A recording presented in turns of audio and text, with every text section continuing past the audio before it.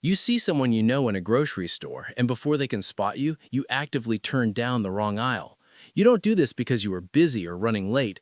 You do it because the idea of a standard 3-minute conversation feels like dragging a heavy weight across a floor. Within seconds of recognizing a familiar face, there is a distinct physical drop in your stomach. This is not about being an introvert who occasionally enjoys a quiet afternoon. This is about an active, consistent resistance to the sheer presence of other people. Watch what happens when your phone vibrates on the table. You look at the screen, see a simple, friendly message, and your immediate reaction is to let out a slow sigh. You don't feel thought of, you feel cornered. You flip the phone face down and walk into the next room. The text itself isn't demanding, but the expectation of a reply is. For you, every interaction, no matter how brief or casual, registers strictly as friction rather than connection. But here is where the pattern reveals itself more clearly. The irritation often begins before the other person even opens their mouth to speak. You can be sitting on a bench, entirely unbothered, and if a stranger takes the seat next to yours instead of one further down, your jaw tightens. They haven't asked for your name, they haven't invaded your personal space, yet their simple proximity feels like an imposition.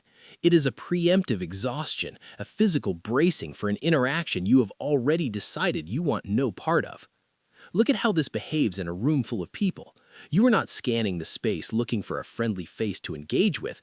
You are scanning the edges, calculating the path of least resistance to the exit. When someone inevitably approaches you and starts casually talking about their day, your responses become entirely mechanical. You nod slowly, you give the correct, polite vocal cues, but internally, the shutters are pulled completely down.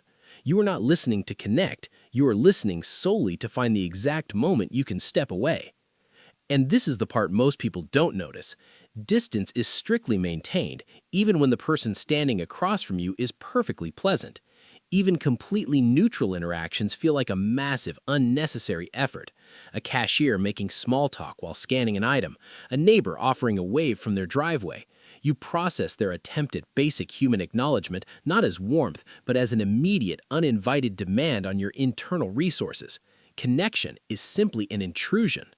Eventually, this specific resistance stops being just a situational reaction. It becomes the permanent baseline for how you experience the world. You don't wake up actively angry at humanity. You simply wake up rigid. The environment is full of moving pieces, and the most unpredictable, exhausting pieces are the people who insist on sharing space or trading thoughts.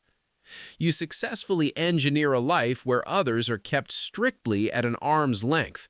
The messages stop coming as frequently, the door stays firmly shut, the space you inhabit is entirely, unconditionally yours, free from the friction of anyone else's voice. Yet, sitting in that perfectly constructed, isolated room, looking at a blank wall, the silence doesn't always feel like relief. Sometimes it just feels like waiting for the next knock.